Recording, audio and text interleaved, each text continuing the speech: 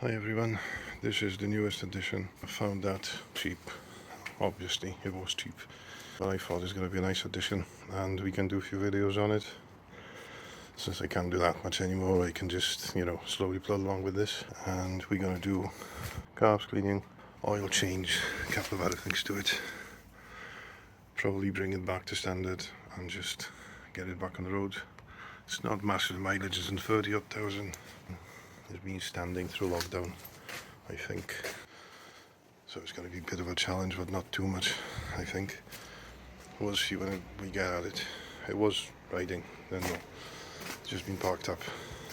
First of all, I would get every single lock or any bleed nipples or anything like that, spray it. Anything you need to undo, just spray it with WD-40 just to make sure it can be removed without destroying it.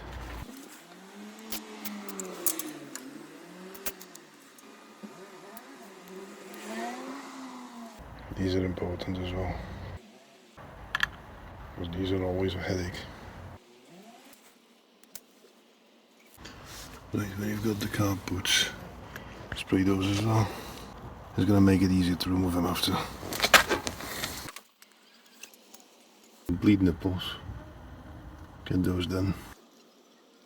Considering it's been standing, I would do every single connection, any single bolt, even if I don't plan to undo it now, just to make sure it will undo at some stage.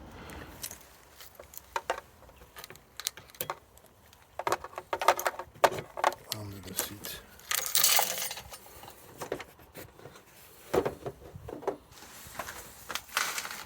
And here is a mess. All the bolts been replaced. It's one big bodge. We'll get there anyway. There's a new battery on it. I think it's a US as it goes. As you can tell, the exhaust wasn't supposed to be lined up like that, I think. But there are good news. I think I found one original bolt on it, or screw actually. Everything's been replaced for some reason. We'll get at it though, don't worry. At some point. I'll undo all the bolts for the seat cowl and we're going to take it off. See where we are with this. Right, that's all connected this way. That's not connected to anything for some reason. That's somehow connected, but you can unplug it here. That just ripped out of that. I'll disconnect all those and take it off. But it's all fun. That one's broken. Because you've got two bolts. One this side. Be there. One on the other side as well. Not the first one, because the first one is for the plastic. Then you've got, you're supposed to have two there, but they're not bolted on. Then you're supposed to have them two, but again, they're not there. Then you've got a clip this side, clip this side, and there's a clip underneath which you need to pull out, which I did. These sit at the top. You've got a tab at the top. You've got that sitting in there. I've got one bolt with a washer holding it there. So I took these off. I'll just start dismantling because it was supposed to be nice and dry. And as usual, beautiful Welsh weather hit and it's raining. So once you've removed all those, you can take the cowl off. I'll disconnect all this and I'll pull the cowl. You just literally pull it back, that's all. Right, just to show you quickly, I had to undo these two and I had to undo the exhaust as well. I had to undo the indicators that don't work anyway.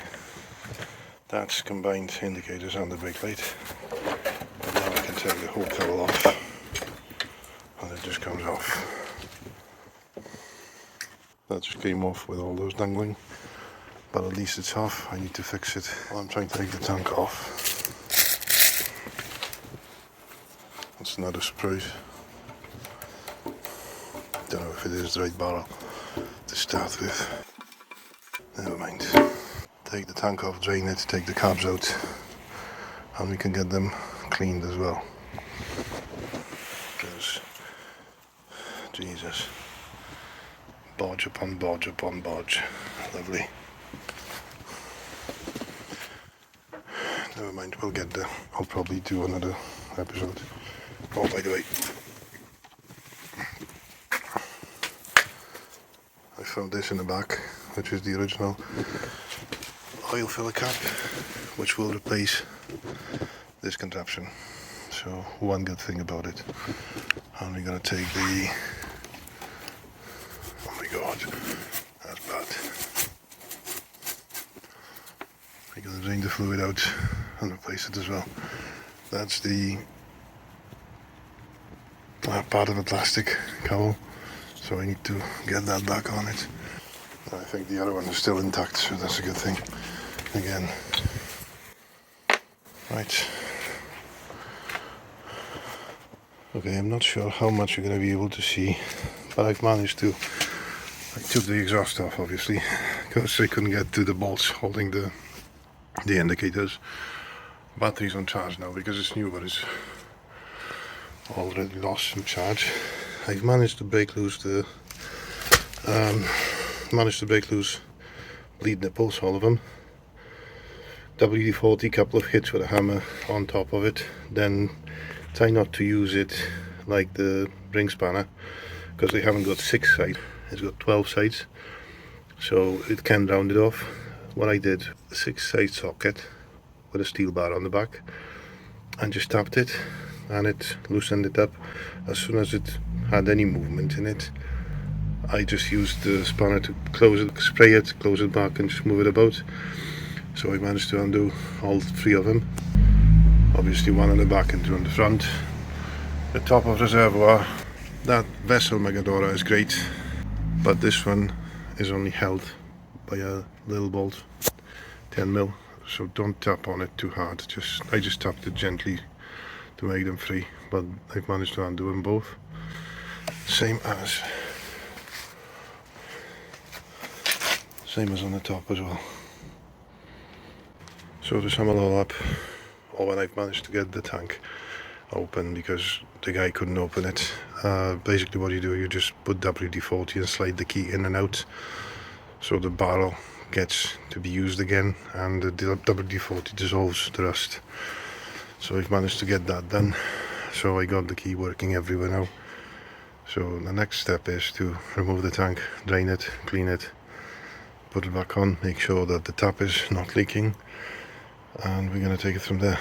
Fresh fuel, drained carbs, we'll see if it starts. We have to strip the carbs anyway, but just to see.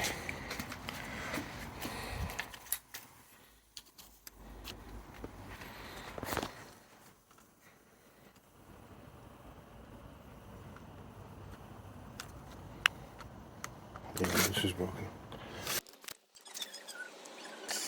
I need to fix this first. Managed to push it back in. We'll see now.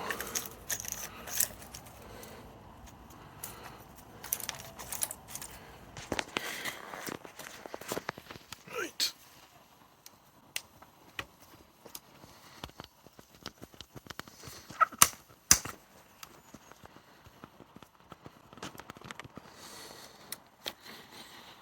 Okay, I think that's going to be it for today, as it's raining.